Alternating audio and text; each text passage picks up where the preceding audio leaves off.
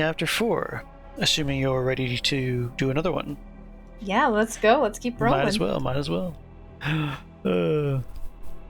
If you wish to start. When you return to the inn, Baroness Reeves is already there. The room centers around her in a way that leaves no doubt of her identity. She holds court with the laborers dining in the common room, basking in their adulation. Lady Reeves isn't what you expected. She seems well at home here in Wyford and dresses as casually as most of her audience. And there are other surprises. Though the Reeves line as blandly English as any aristocratic family on paper, her skin is a tawny brown. Taken with her tightly bound curls and sparkling brown eyes, this definitively suggests African heritage. While that's not at all unheard of, it is certainly not a common background for a peer. It seems there's little about Lady Reeves that's common. When she turns a brilliant, welcoming smile on you and Dev, you find yourself even more convinced that there's nothing common about her at all.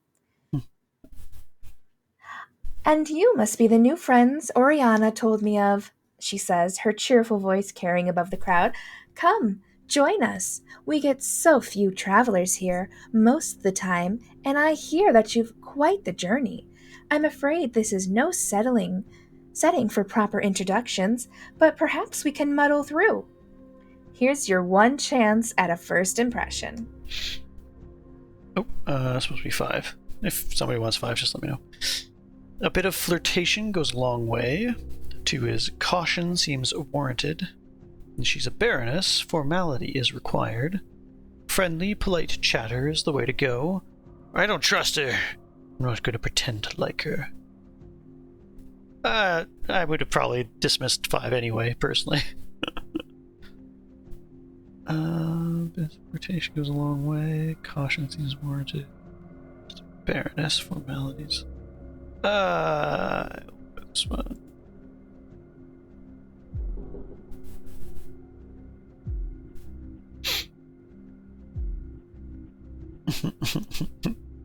Well, get that 3-way going.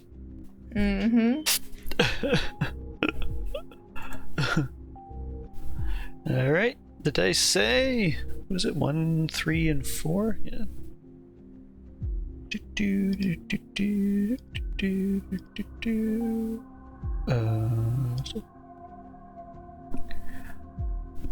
I guess we're flirting. Was that you, Cap, or was that? That was not me. Flirtation it is. Just dig that knife right back into Dev.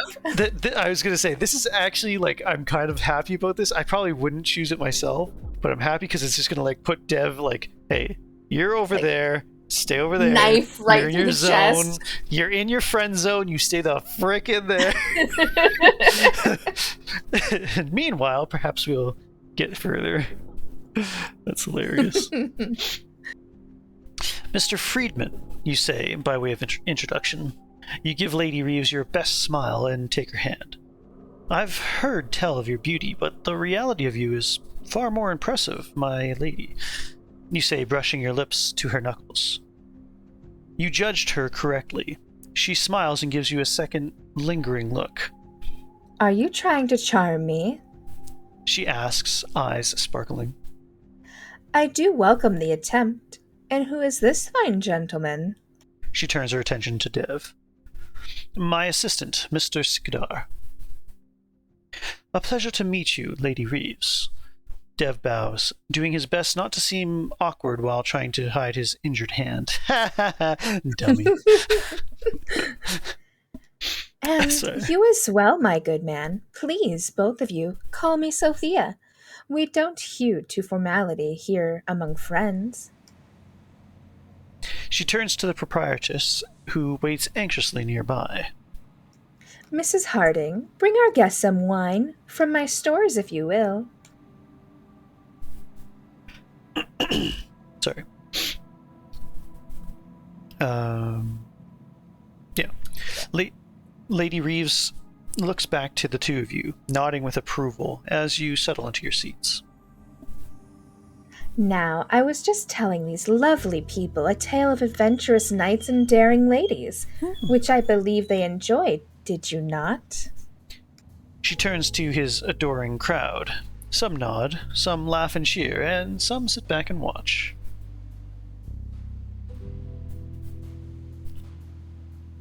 Oh yeah, okay. I was thinking something. Yeah, tell us another! Sorry, I keep forgetting that I'm the one reading for some reason. A ginger youth calls from the back of the room. How can I resist? She turns back to you. As our newest guest, the choice is left to you. What sort of tale should I tell next? Oh my. A lady telling a tale? Unheard of! Are you a bard? A secret bard, perhaps? What kind of tale shall she tell? Something mythological, something frightening, something romantic, something adventurous. I have a good idea what I want, so I'll wait for you. I want to see what her sense of frightening is. We've seen her front, but if she's got anything to do with the disappearance, I want to know if there's any nasties there. Okay, I'm going to read this one because I'm, for some reason, still stuck on the fact that this is my turn, even though it's not. She grins. Precisely what I'd hoped to hear. Okay. She waits until you have a full glass of wine pressed between your fingertips, and then begins. She launches. We've seen her front Zell, lol. We've been caught staring. Classic.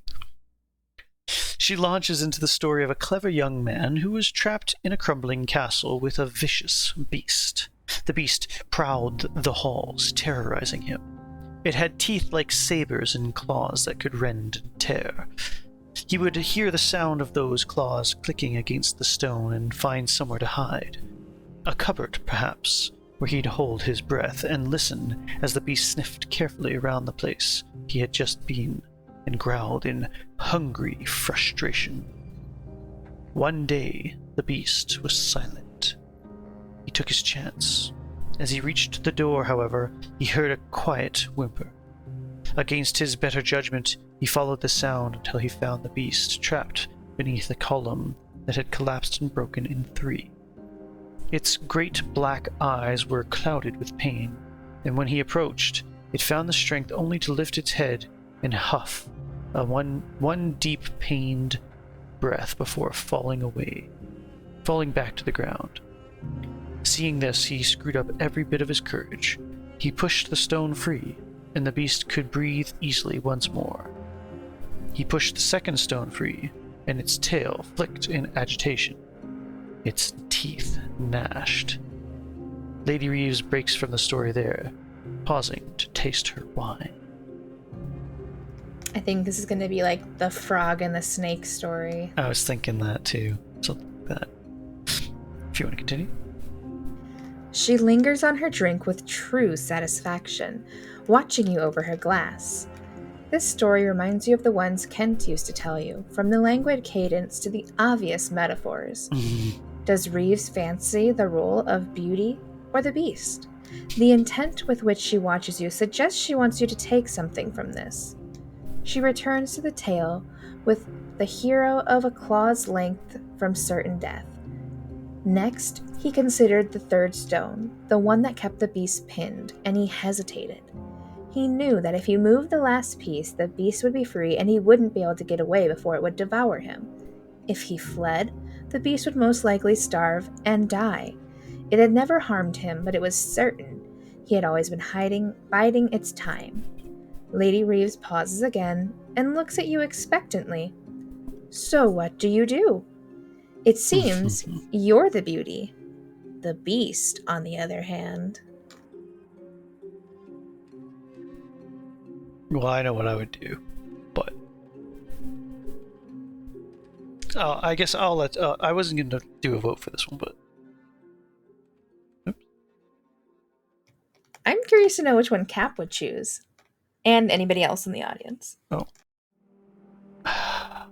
I want to read this again more carefully, but it's the options are free the beast, flee from the beast, kill the beast, or tame the beast. Oh my.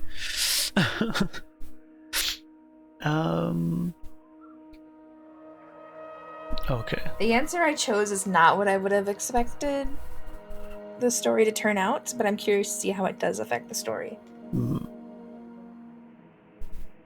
I thought Tame the Beast was probably my second choice, but I was like, no, I'm not an idiot. I'm gonna kill the damn thing. Like I feel like taming's not gonna work, but I want to see how it plays out. I actually think it's gonna be a lot more interesting, if not. But I think both of these are probably a terrible idea. I think the answer she's expecting is for you to either flee the beast or free the beast. Right. One's and that's going to put her in a position of power, I think. That's exactly right. It's a position of power. Yeah.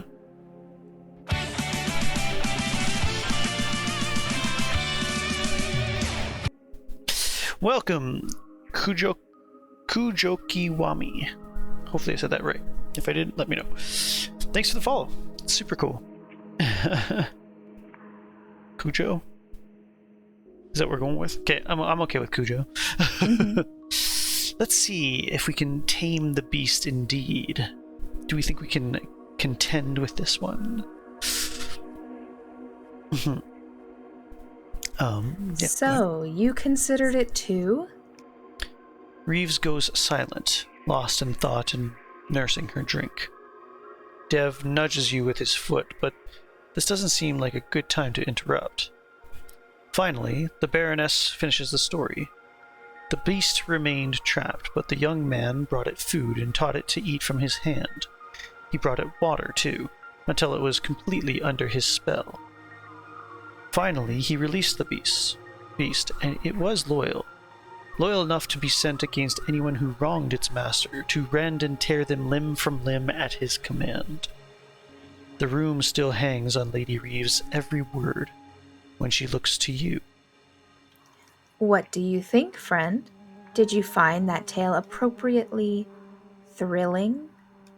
She lingers on the last word, expectantly, the corner of her mouth quirking into a smile. She clearly wants her ego stroked. She must have picked up that flair for storytelling somewhere. It wasn't bad, but I could do better. If she's gonna tease me, I can tease right back.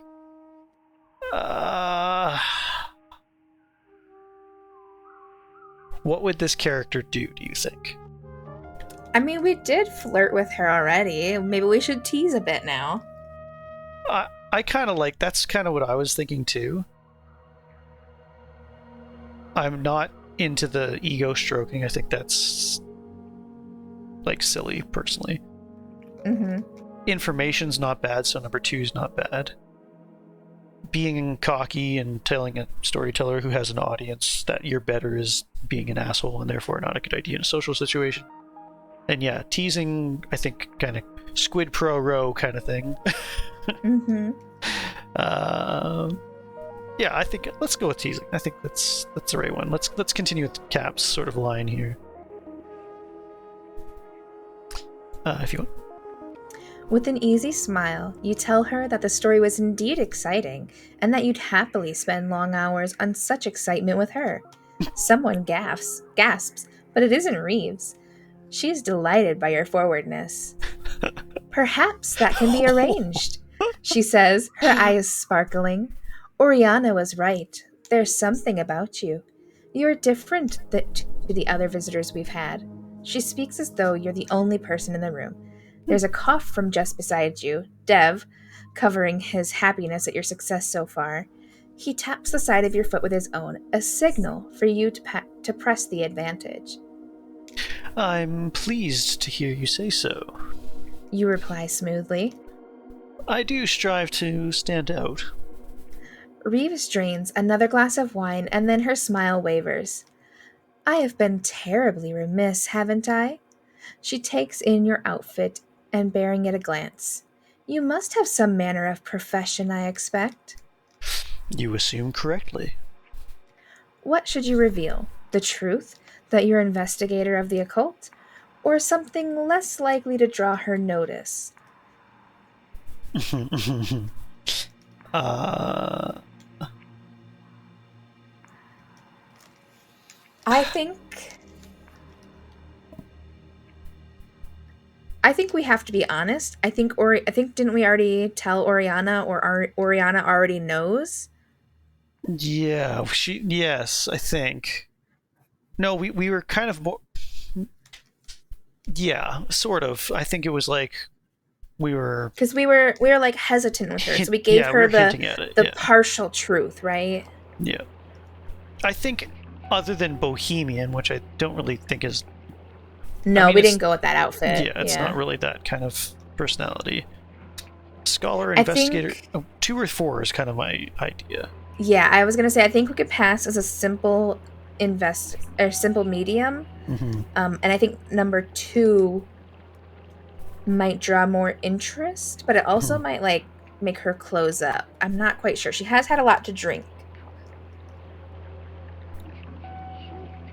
See, she's on like the 4th glass. I'm hesitant with the investigator of the occult because it's forward, but it also suggests that I'm here investigating something, and therefore it's right. It's kind of it's not necessarily offensive, but it's definitely like it's gonna cause somebody to close up more likely. Although, like you said, she's kind of probably drunk, so she's like, "Oh, really? Tell me everything," kind of thing. But I think a simple medium invites more investigation on her part, and it leaves it open. It's like, well, I'm just a simple medium, you know. Yeah, that's what I would vote for as number 4. Yeah. Oh, I didn't see who. What was the other?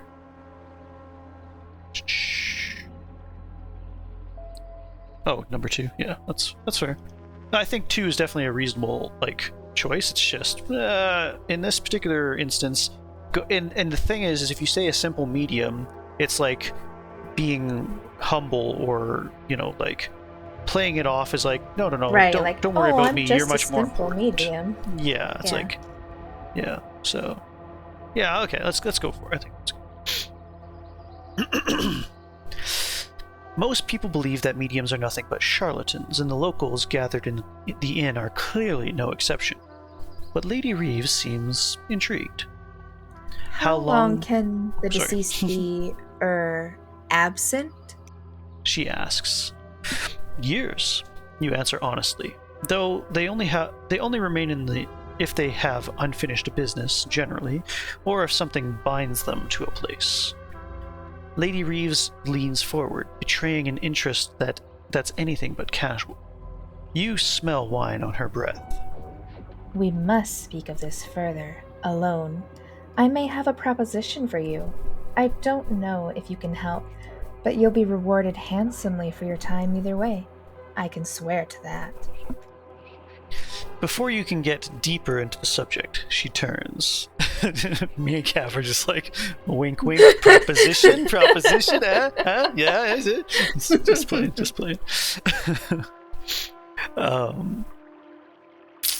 Sorry. Following her gaze, you see Oriana standing silently in the doorway. 1,000 pardons, my friend. I appear to be needed elsewhere, but we will continue this shortly. Reeves stands perfectly steady on her feet despite the volume of drink she's imbibed. The moment she's out of earshot, Dev beckons you into the stairwell. That was her, you say, nodding at the doorway that just held Oriana. Dev pulls you farther up the stairs until you're entirely out of sight, and then he nods. You were correct. She is hard to mistake. He just shakes his head at the look you give him, with an easy laugh. You're doing a beautiful job of charming Lady Reeves, Alexander, he says, keeping his voice low. If you can get into her confidence, you could save us half the legwork to come. I'm no expert on such matters, but if you pressed, I believe you're close to securing an invitation back to the manor. Shucks. Does he think I should go? You'll have to stay behind regardless. Perhaps he can come with me. This would be easier with 2. No, I'm just going to do 2. We can get into... I'm not mated for that reason. I'm just like... I don't really care what he thinks. I just it's like, no, I totally agree. It's like, yeah, it's like I'm gonna get some information, so we can get into more than confidence. I'll make her confident. Don't you worry. I'm just kidding. Right. If you will. Oh, okay. You say, I'll need you to remain here. Continue our research. If you find anything urgent, send word. So you're going then? He says, more to himself than you. Right, good. Of course, I'll remain here. There's too much to follow up on, with everything discovered today, and too many paths left unexplored. I'll take care of everything. Just find us a lead we can use. He hesitates for the barest moment. And please, take care. You'll have to handle the Baroness on your own. I know you're more than capable, but I have no idea what you should expect. There's no way around it, of course. If there's an opportunity here, it's one you can't turn down.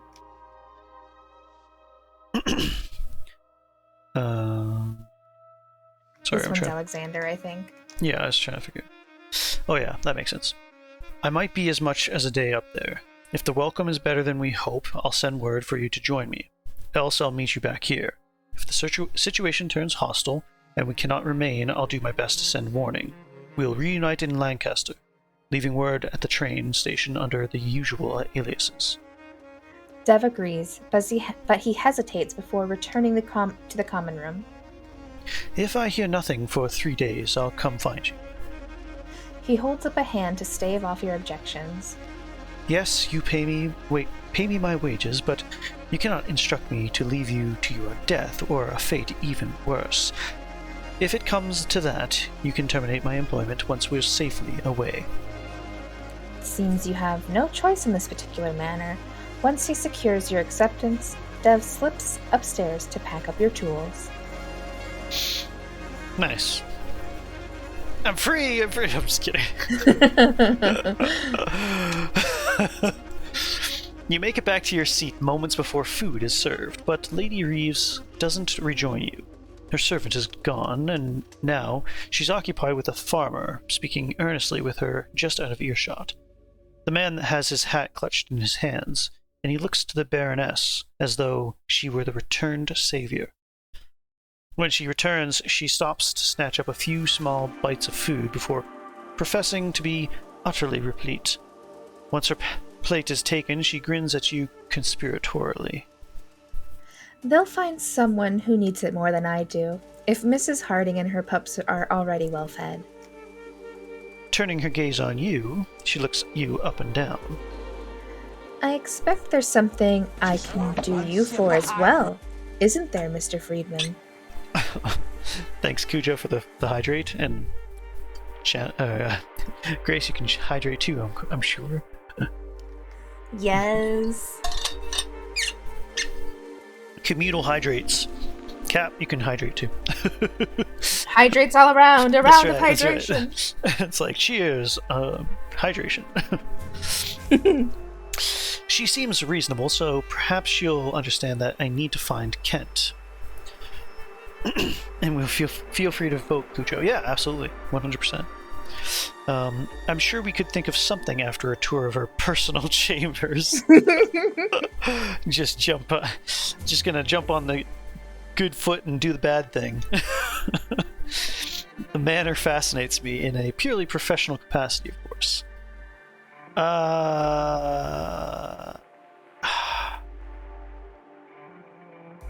know what I'm picking. Oh, I guess I'll have to. Yeah, let's do a poll. That's fine. Make everybody vote. Hesitant to vote on this one. I mean, you do reserve the right to, you know. That's fine. I'm. It's choose. All good fun. It's all in good fun. It's just like, we are streaming, so I don't know how far I should expect things in the literary sense to go here. Right. So. We don't know how raunchy things can get. Yeah, there's a level of communal appropriateness that I'm comfortable with. Yeah. So, but still, I'm not like totally whatever. I don't think we should tell her about Kent yet. That's what I think. Yeah. Let's see. 3? Alright, that's fair. I did pick 1, but like I kind of regretted it as soon as I voted for it. I'm like, I picked 2 just for the chaos. I think 3 is actually like dangerous enough, but I think yes. what I'm thinking more of is what Dev said, is like you just need a little bit of a push. You don't necessarily need to like woo her, but like, yeah. Anyway, it's good. It's good. Well, yes. You admit? Donacroy House is spoken of in my field, but no one knows all that much about it. It would be a great boon for my career if I were to be permitted to explore, with your forbearance, of course. The Baroness raises a perfectly manicured eyebrow. Interesting. I had hoped you might be more interesting in a bit of sport, but I know the lure of the house all too well. Join me then, but I will have to ask that you remain with myself or one of my servants at all times. We've misplaced guests in Darnacroy's labyrinthine halls, and this isn't an experience I care to repeat. A flurry of activity follows your acknowledgement. Dev brings your bag and umbrella. Oriana is there suddenly to whisk you into a carriage before removing herself to her own tasks. You're left alone to admire the eloquently appointed cabin of the carriage. It's very red, from the plush fabric to the cushions, the bench, to the richly embroidered curtains that hang closed. Red enough to hide any blood stains, you note. An unwelcome flight of fancy, that. Yeah, I feel like, especially with Oriana just swooping in there, I kind of feel like we went willingly into the maw of this beast. We could have had a little fun before yeah, it, but look, that was the chance to tame this beast, but apparently we just decided, I'll just lift the rock. Pretty sure everything will be perfectly fine. I guess we'll find out. Lady Reeves climbs up into the carriage unassisted and slams the door behind her. What, Isn't this novel? She asks. Thanks, man. I'll have another hydrate there. Yes, another communal round of drink. Apparently Lady Reeves has had enough drink for all of us here. Sorry. Oh. We have guests to the manor from time to time, but I don't believe I've ever escorted one up. Now, you really must call me Sophia. Let's dispense with the formality, shall we? It's hardly an overture you can refuse, coming from a baroness. Then I suppose you should call me Alexander, you supply. As the carriage starts to move, she smiles, the point of one sharp canine snagging momentarily on her lower lip. That wolfish grin brings to mind Carmilla, a vampire far more beautiful and seductive than the ghoulish Strigoi you once encountered. A foolish thought. Carmilla is a fictional creation, and vampires aren't real. And regardless, you are not her Laura, to be so easily seduced into darkness. Shaking off those morbid thoughts, you slip your little finger behind the curtain to peer outside. I'm honored by the privilege, you murmur, distracted by the view. The carriage makes its way up a thin road cut into the side of the hill. Wyford slips away behind you as the last light of day fades to black. Ahead lies Darnacroy House, and the answers that it holds. And so we have another chapter. Wow. I felt like that was a really small, short chapter, actually.